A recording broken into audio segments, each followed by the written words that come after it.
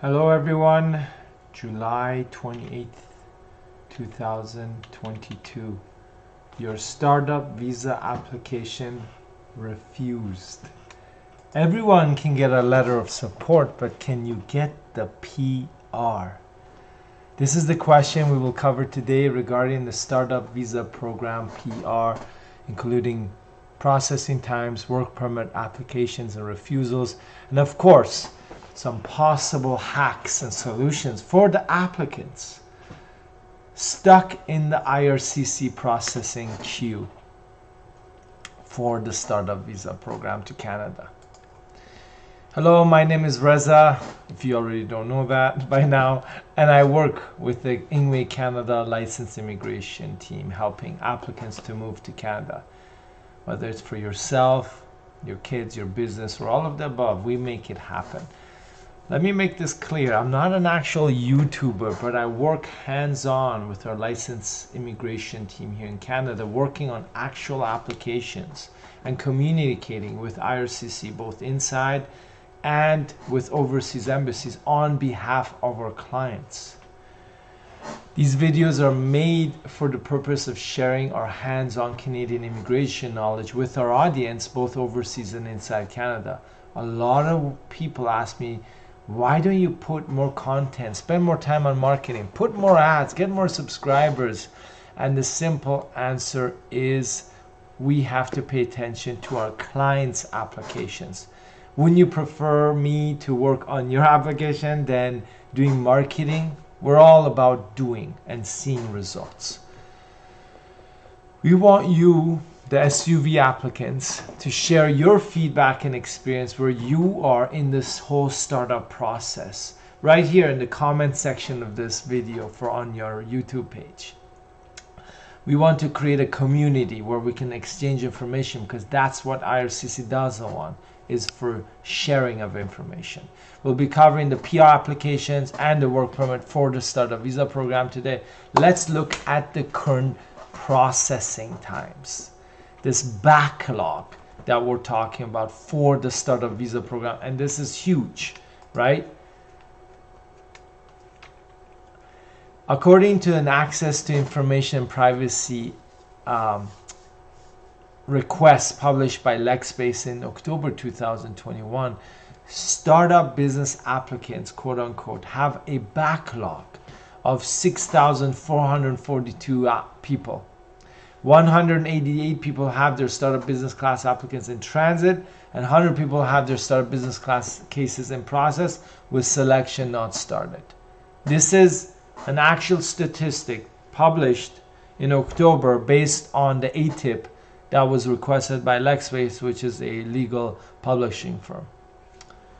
So that's October 2021. The IRCC targets applicants for each immigration class, as you know, called levels plan. So that's like their budgeting in terms of how many applications they will accept for each program for the future years or the upcoming year, right? But so what they've done, and the reason we're talking about this is to understand why there's a backlog. The startup visa program applicants and the federal self-employed program applicants have all been grouped together under one department, one processing category. The combined group was allocated a target of 750 spots for applicants each year between 2020 and 2021. The 2021 to 2022 levels plan increased to 1,000 spots applicants for each of these 3 years, so 1,000 per year. The most recent one, 2022 to 2024, the levels plan left the target at 1,000, so they didn't increase it for 2022, 2023, and 2024. So, but for 2024, they've increased it to 1,500. But the first 2 years, 2022 and 2023, they kept it flat at 1,000, and then 2,500 for 2024. So basically, startup visa applicants are over 1,000 a year. Plus, they share space or processing resources with the federal self-employed, and this is why you get a backlog. And the next levels plan, or let's say immigration budget, will be released in just over 3 months in November 1st, 2022. But don't expect any miracles in terms of improved processing times or a huge revamp of more spots for startup visa applicants. If anything, the startup visa program may be revised in the future in other ways that probably you don't want to hear about right now. Let's jump into the refusal reasons from actual case law in Canada and officer refusal notes that have been published in the public domain. So here's some specific excerpts from the startup visa refusals reasons based on case law. So the most recent case law published in 2022 as of July 28th had these mentioned for the PR refusal of this SUV applicant. So lack of accomplishments and progress completed in the business venture, the applicant's lack of technology experience, and lack of evidence to show collaboration with potential partners. And the officer was concerned what appeared to be a lack of seriousness on the part of the applicant, quote unquote. So what happened is the officer applied paragraph 89B of the Immigration Refugee Protection Regulations, IRPR, and found that the applicant's primary purpose in entering the commitment with the designated organization was to acquire status or privilege, which means basically PR. The officer therefore refused the application for permanent residency as a member of the startup business class under IRPR paragraph 98.01 subsection 2A.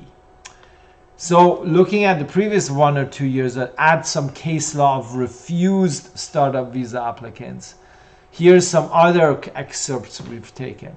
The absence of concrete details and information on how the applicant was personally involved in the business since they applied for the PR. The work that has been completed in Canada, documentation provided by the applicant, did not alleviate the officer's concern about a lack of seriousness of the applicant.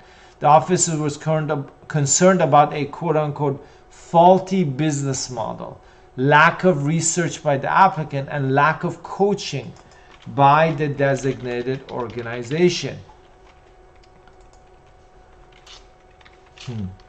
The applicant failed to show significant progress and seriousness during the incubation period for the business venture.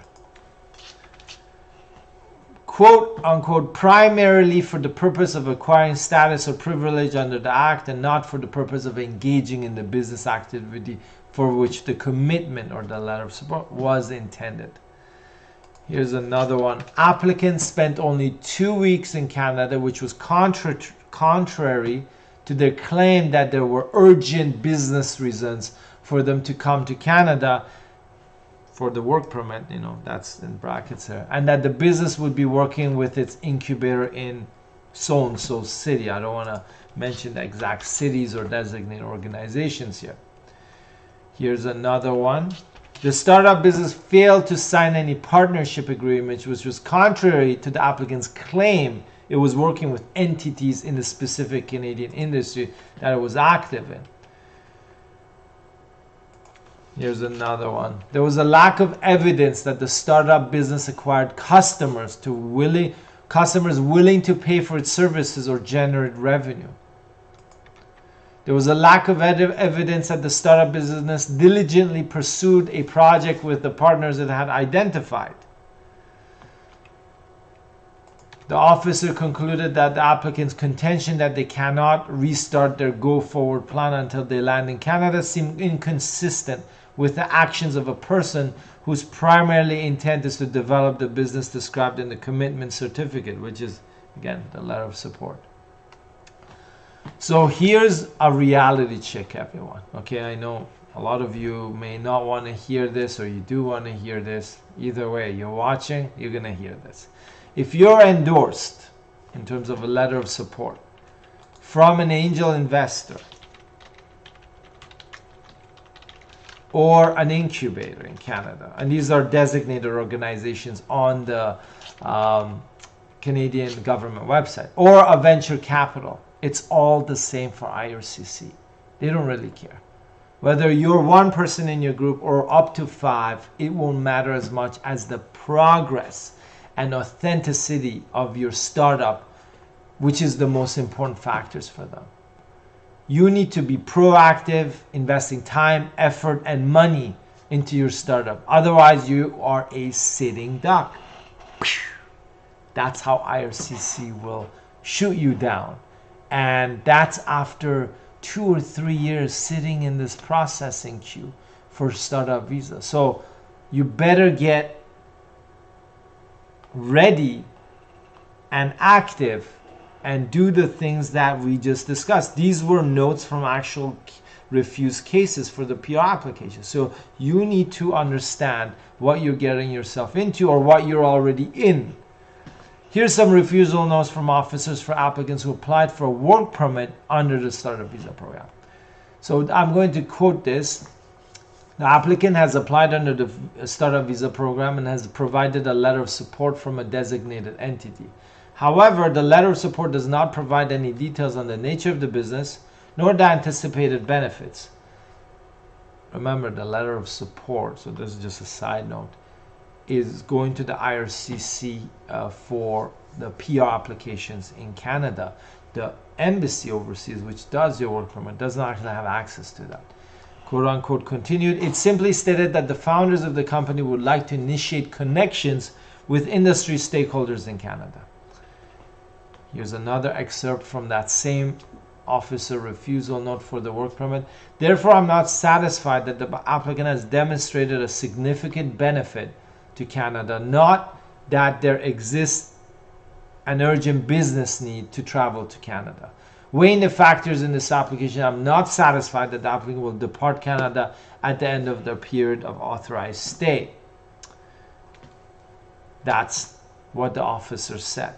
You need to refer to the genuine job offer immigration regulations. So they actually talk about genuine job offer, which we have covered in our previous YouTube videos, as well as the significant benefit clause in the regulations and the economic immigration programs, which are the core foundation of why Canada is accepting these applicants, such as the startup visa or other business immigration programs. If you don't cover these two factors in your work permit application, and obviously the PR as well, there will be serious consequences, and you will be at the wrong end of an officer's decision on your application. What can you and cannot do while you wait for your PR with the startup visa program? This is something many people have asked me, and this is something that many people haven't even thought of. So you're stuck in this long processing time for startup visa. And what can you do? What can you not do? Well, here's the things you cannot do. You cannot get a full-time job offer with another employer in Canada as one of the founders of your startup. That's a no-no. You cannot withdraw as an essential member of your group. It will cancel the whole startup group application and disqualify everyone. Although you can withdraw as an entire group together, as long as you agree that everyone wants to withdraw. You can apply through express entry, for example, if you have enough points or your spouse has enough points or partner. And if you do receive an invitation to apply in ITA, then withdraw your SUV application for PR and just go through the fast track PR processing with express entry if you're not an essential member and you're in a group. You can also apply through the other PR programs, but they're all quite slow except family sponsorship and express entry or TR to PR pathway. So it would defeat the whole point of withdrawing your startup visa application under the startup visa to go into a longer queue or similar long queue like the provincial nominee program. You could study part-time while you're here on your work permit in Canada on the startup. You could be an international student while you apply for your startup visa PR as well. So you're already an international student, but you're applying for the startup visa. But the onus is on you of proving that you're completely committed and working on your startup and your true intentions. And potentially if the subject was related to your startup. So if you are applying from startup, as an international student to a startup, you got to be careful. If you've graduated and have a work permit, great. You got to work on that startup. If you're working full-time for another employer, even with an open work permit, that's going to hurt your startup visa application. If you just started or you're halfway through your studies, potentially I would say you'd have to stop and convert to a work permit under the startup visa program, which again, it will raise questions, okay? Unless your startup is amazing. It's not something I would recommend. Here's a few hacks that you can use while you're waiting for your PR under the startup visa program. I usually don't share this with non-clients, but I think it's high time. I trust you and you trust me back, so we can share our secrets. Enter Canada with a work permit and gain 50 bonus points in express entry from giving yourself a job offer from your own startup company inside Canada, LMI exempt. Here's another one. Have your spouse on payroll of your startup company in Canada so he or she can gain Canadian work experience and enter the CEC express entry pool while you're waiting for your PRs, which we would believe the CEC express entry pool will drop by next year, especially for Canadian experience class. Here's another hack. Enter Canada with your partner or spouse and find full-time employment with another company, either for you or her, and convert to an LMI-based work permit inside Canada and withdraw your SUV PR application. Only if you're a single founder or a non-essential member of your SUV group, because again, you don't want to screw up the whole group because you found another PR stream that's faster. Here's another one. Enter Canada, right, as on a work permit for a startup visa program, and then either you or your partner or spouse apply for a master's graduate stream program in either BC, Ontario, Newfoundland, which will give you direct PR after graduation, especially BC and Newfoundland, which are not points-based, and Ontario through their points-based pool for master's graduate streams. The reason I suggest this is because it's 99% sure you will be approved for a study permit for these programs from inside of Canada, even if you're 50 years old, versus the overseas embassy, which will discriminate against older students, people with big education gaps, or nationals from countries which are high refusal.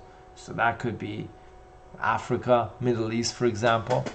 As well, please note, I don't recommend the founder and co-founder of the startup visa group to do this unless withdrawing your PR application and you're single founder or non-essential member. Again, I don't want you to screw up your entire group over this.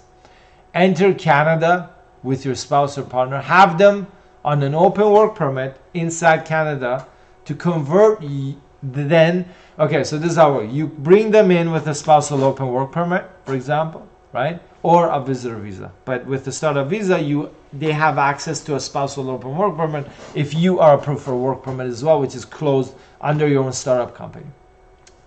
Then they come in and they convert to a closed work permit after they find an employer inside of Canada to hire them.